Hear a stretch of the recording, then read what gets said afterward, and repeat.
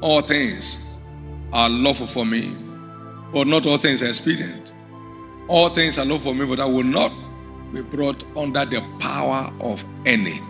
I make my choice for what is profitable above what is acceptable. It's acceptable to go from place to place, say hello to everybody, and really love them. But how profitable is it? How profitable is going about window shopping without a budget of what to buy? How profitable is going somewhere because you just have to go somewhere, whether you have anything to do there or not? How profitable? Shakespeare said something interesting. He said, I wasted time, and now time doth waste me. With those enormous literature that came from him, he wasted time. With his prestigious place in the world of literature, he wasted time. Self-discipline is a deliberate choice for what is profitable above what is acceptable. It is the efficient management of oneself and time. Efficient management of oneself and time. Now, some people's 10 years is up to some others 50 years by reason of efficient management of their time. I don't have time. No, we have equal time. Just I'm poor at managing my time. I am poor at managing my time. Everybody has 24 hours. The poor, the rich, the average, the above average, the excellent. The efficiency of time management is what makes the difference between one another. One of my early mentors in life, very respectable man, was a grade 3 teacher.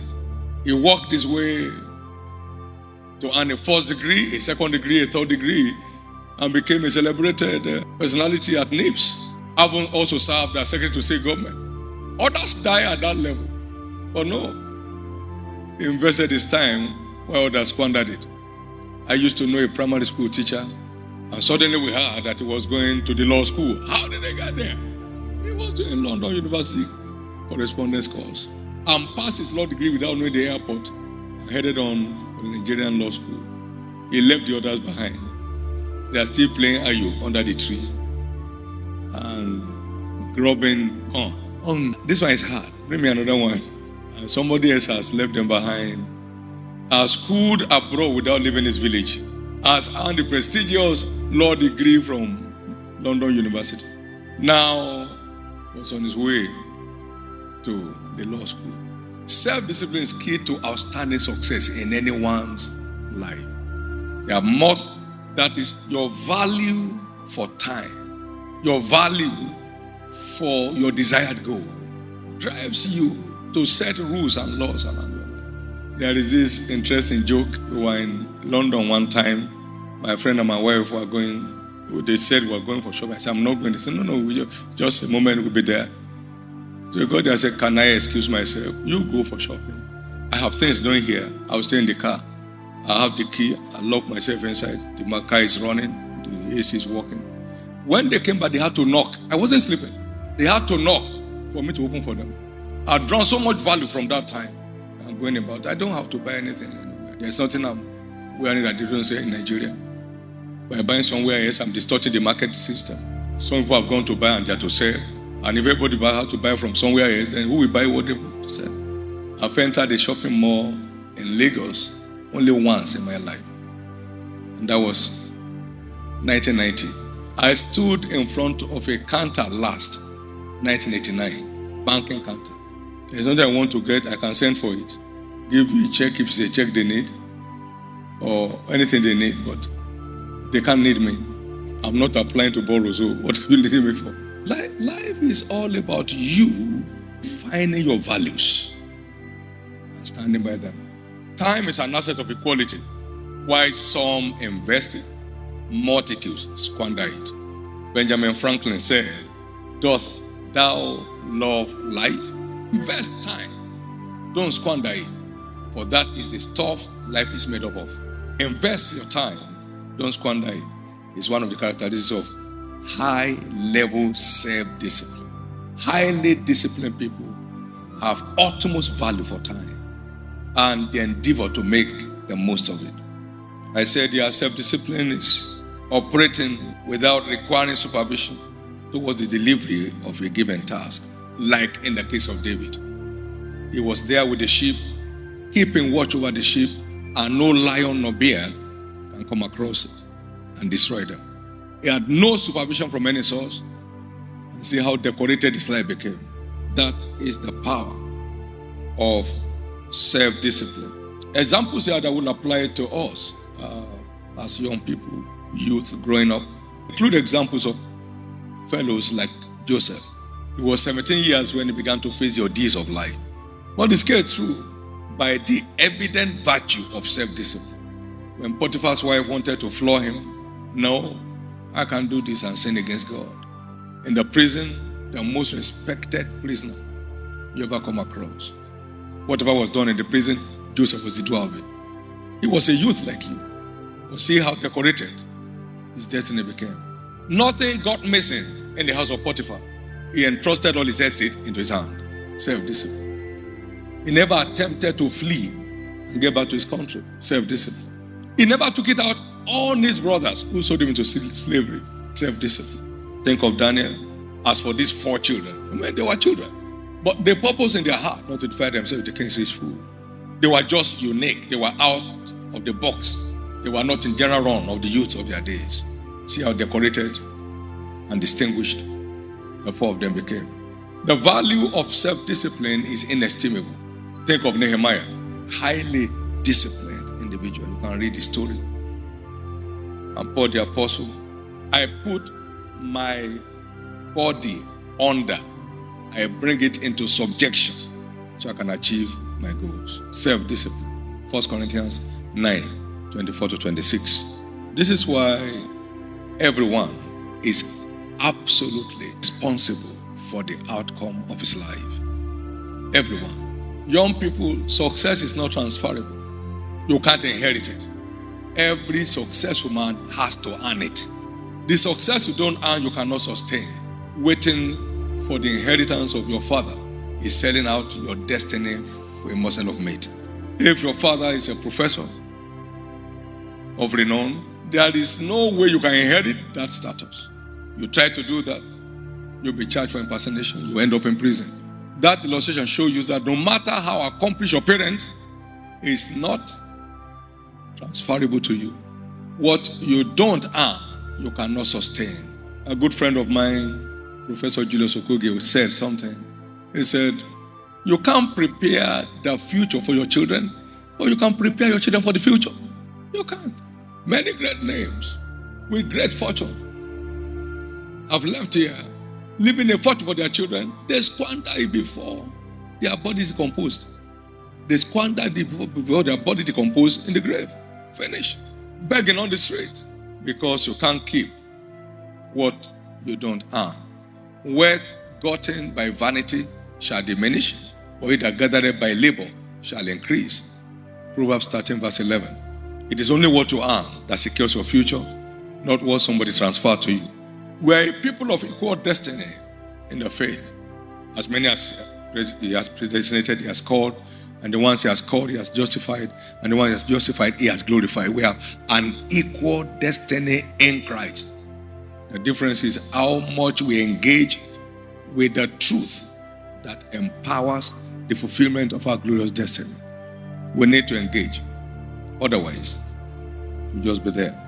This is so important, and we must have to engage with this fact. Self-discipline is a requirement for outstanding accomplishment in life. And it's all about efficient self-management and efficient time management. Those 2 major characteristics define what we call self-discipline.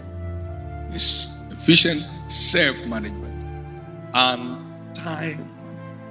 The story was told of 2 high school boys that grew up in the same environment, went to school in the same place, and now after high school, each one went his way.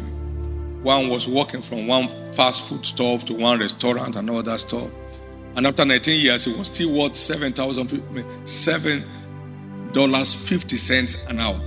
Now, his companion, 1 year after leaving school, had read 600 books. How many? It's still, I don't care whether it's a pamphlet or what. He's read 600 books, has developed capacity. By the time they met, the storyteller said they were continents apart. This other young man who has developed capacity through a voracious reading culture made possible by self-discipline was worth $200,000 an hour, while the other one was worth $7.50. Jobbing from one restaurant to another and the quest of how to eat free. People work in restaurants, eat free. You have to eat what to cook so you can be sure it's not poisonous. So they eat and they eat a lot. So if you have a kitchen with 10 people, you are feeding about 15 people because they will eat 1.5 the regular food. Amen. He was just eating for free all about and selling off his destiny for nothing. He had no budget for food because he eats free. Even when he's not on duty, he goes there to go and see how they are cooking as an experienced cook or steward. While someone else was building capacity behind closed doors through the dent of self-discipline. We need to get acquainted with this, that you are only classmates in school. After school, there are no classmates. Each one finds his class. And self-discipline is what defines the limits of what class we find ourselves. My prayer this morning is that no one here will waste his youth. And no one here will waste his life. It's a lot. It takes discipline to make the most of anyone's life. It takes high-level discipline. You'll soon be out of here and nobody's running after you. You can sleep 12 hours a day. That means by the time you are 70, you have slept for 35 years. You're unconscious 35 years. Even when somebody is sleeping only 3 hours, or 8 hours, call it 8 hours. He slept only 1/3. So he's beating you. Somebody is spending 16 hours. They can't get the same result. They cannot get the same result. There is this man called Benjamin Franklin that had 2 years formal education, but would rather do without food and spend that money to buy books and developing the future he aspired to see. It's not enough to see the future you desire to see. It's important to be willing to pay the price to realize it. He literally taught himself how to read and write. And what a celebrity. What a destiny. Today there's Benjamin Franklin Day, recognized in America. He grew to become a foremost philosopher, a diplomat, an educationist, a researcher, one man. Michael Faraday was a lab attendant, developed himself to a point where he became the envy of his professor. Ended his journey recognized as a man of science. Great name, out of self-discipline. Anybody can make anything out of his life if he's willing to pay the price for it. The busier you are, the freer you are from the evil vices of the day. So, it goes beyond just accomplishing your goals. It protects your life from the devourer. Therefore, everyone must rise to take his destiny in his hand. We all know that a year is made up of only 52 weeks, and a week is made up of 168 hours. Now, 1 year, therefore, is made up of 8,736 hours. It's not that long. No one has 1,000,000 hours on earth, because 100 full engaged life is still less than 1,000,000 hours. Let's wake up and take responsibility. The worth of any life is a function of the worth of his time. Talk about in his lifetime. What his time was worth while he lived. Quality time investors usually ends up as newsmakers. All smart time investors, more often than not, end up as stars in their fields of endeavors. That's why those who make news hardly watch them. Their time is invested making news for those to watch, to have what to watch. The Playboy magazine once asked Bill Gates, "We hear you don't watch TV." He said, "No, I'm not immune to the lures of TV. I just try to avoid it. But I have no satellite wires passing across my house." Those who make news hardly have time to watch them. Their time is fully invested in making more news than those who must watch as their own calling in life. We have what to watch. In most cases, those who stay by the news hardly have their names mentioned. But they are there. Some even turn it on to go to bed. They wake up in the morning, maybe they want to ease themselves. What's happening in Spain again? in Senegal. What's happening? So, what time do you now think? Someone shot their phone in the night while they are asleep. Another will it be on silence. So it can be interrupted 5 times, 6 times a night. Hello? Oh, wrong number. It's not necessary. There is nothing extraordinary on its own. It is man's extraordinary input that makes it so. There is nothing extraordinary. Just any dummy can be a success if he knows what it takes. That's what Zig Ziglar said. Just any dummy can be a success if it knows what it takes. One of my great teachers said, if you fail, it's your fault. And if you succeed, it's your fault. If you fail, it's your fault. And if you succeed, it's your fault. Every failure keeps blaming the successful. It's a lie, just using some other method we don't know. No. You think they work in the night for nothing? They're going for some meetings. That's why they succeed. Okay, follow them. You're an investigator. Follow them. Someone said success is a matter of luck. Ask any failure. That's his concept. He's just lucky. There's nothing there, Brother David is just lucky. Okay, be as lucky as him. Work the hours he works. Be focused as he's focused. You'll be equally lucky. The purchasing power of success is universal.